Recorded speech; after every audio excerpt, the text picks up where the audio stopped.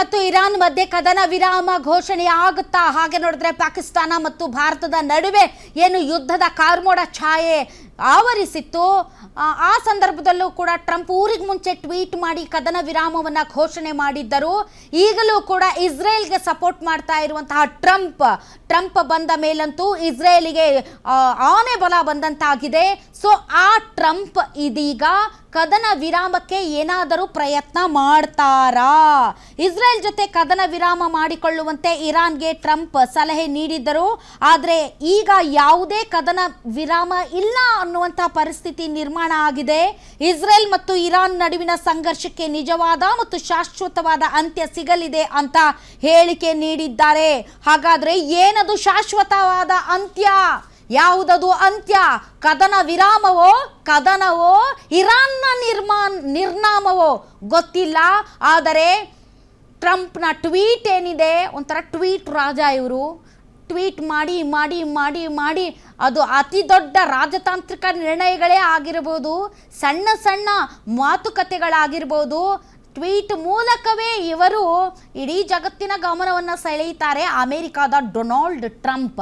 So ಇದೀಗ ಅವರು ಶಾಶ್ವತವಾದ ಅಂತ್ಯದ ಬಗ್ಗೆ ಮಾತಾಡ್ತಾ ಇದ್ದಾರೆ. ಹಾಗಾದರೆ ಆ ಶಾಶ್ವತ ಅಂತ್ಯ ಯಾವುದು? ಶಾಶ್ವತ ಅಂತ್ಯ ಅಂದರೆ ಏನು? ಅದು ಇರಾನ್ನ ನಿರ್ನಾಮವೋ,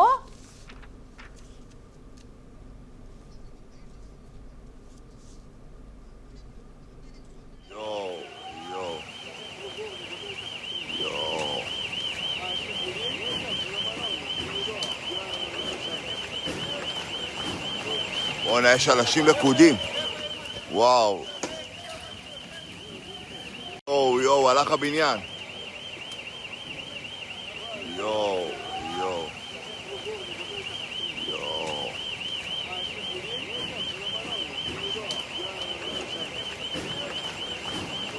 בוא'נה, יש אנשים לכודים. וואו.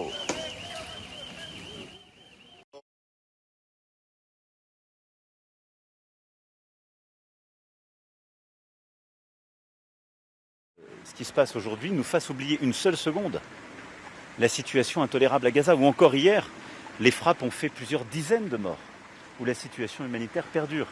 Et donc je vais ici le redire, donc notre position est claire, un cessez-le-feu le plus vite possible, et ça j'en ai reparlé avec le président Trump. Et ಪಾಪ ಕಾಂತರಾಜ್ ಅವರು ಫ್ರೆಂಚ್ ಅಧ್ಯಕ್ಷರದ್ದು ಮಾತು ಬೈಟ್ ಹಾಕಿದ್ರು, ಕನ್ನಡದಲ್ಲೂ ಅನುವಾದ ಮಾಡಿರಲಿಲ್ಲ. ಅರ್ಥ ಆಯ್ತಾ ನಿಮಗೆ? ಇಲ್ಲ. ಓಕೆ. ಏನು ಹೇಳಿದ್ರು ಅಂತಂದರೆ, G7 ಶೃಂಗಸಭೆ ನಡೀತಾ ಇದೆ ಕೆನಡಾದಲ್ಲಿ, ಎಲ್ಲರಿಗೂ ಗೊತ್ತು.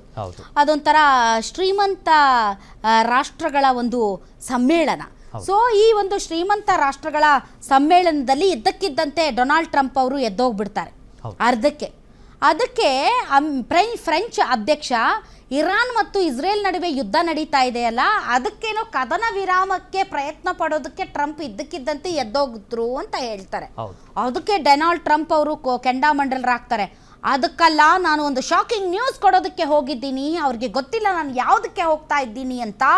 ಅದು ಕದನ ವಿರಾಮ ಅಲ್ಲ, ಅದಕ್ಕಿಂತ ದೊಡ್ಡ ಶಾಕಿಂಗ್ ನ್ಯೂಸ್ ಅಂತ ಹೇಳಿದ್ದಾರೆ.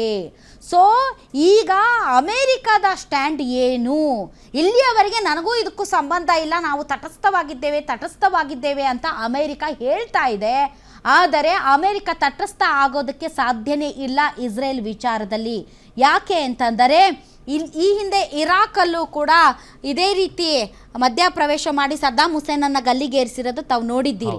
ಈಗಾಗಲೇ ಇರಾಕ್ನ ನೋಡಿ, ಇರಾಕ್ಗೂ ಇರಾನ್ಗೂ ಆಗೋದಿಲ್ಲ, ಆದರೂ ಇರಾಕ್ನ ಪ್ರಜೆಗಳು ಅಮೆರಿಕದ ಟ್ರೂಪ್ಗಳನ್ನು ವಾಪಸ್ ಕರೆಸ್ಕೊಳ್ಳಿ, ಸೈನಿಕರನ್ನು ವಾಪಸ್ ಕರೆಸ್ಕೊಳ್ಳಿ ಮತ್ತು ನಾವು ಇರಾನ್ಗೆ ಬೆಂಬಲ ಕೊಡ್ತೀವಿ ಅಂತ ಇರಾಕ್ನಲ್ಲಿರುವಂತಹ ಕೆಲವು ಪ್ರಜೆಗಳು ಈಗಾಗಲೇ ಹೋರಾಟವನ್ನು ಆರಂಭ ಮಾಡಿವೆ.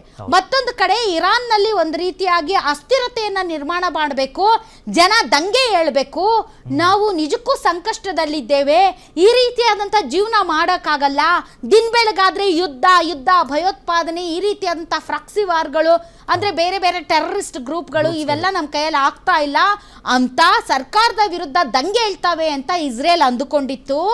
ಆದರೆ ಇರಾನ್ ಈಗ ಎಲ್ಲ ಪ್ರಜೆಗಳು ಒಟ್ಟಾಗಿದ್ದಾರೆ, ಒಂದೇ ಧ್ವಜದ ಅಡಿಯಲ್ಲಿ ವಿರೋತ್ಸಾಹದಿಂದ ತುಂಬಿ ತುಳುಕ್ತಾ ಇದ್ದಾರೆ. ಹೀಗಾಗಿ ಇಸ್ರೇಲ್ ನಮ್ಮನ್ನ ಏನು ಮಾಡೋದಕ್ಕೆ ಸಾಧ್ಯ ಇಲ್ಲ ಅಂತ ಇರಾನ್ ಕೂಡ ಟಕ್ಕರ್ ಕೊಡೋದಕ್ಕೆ ರೆಡಿ ಆಗಿದೆ.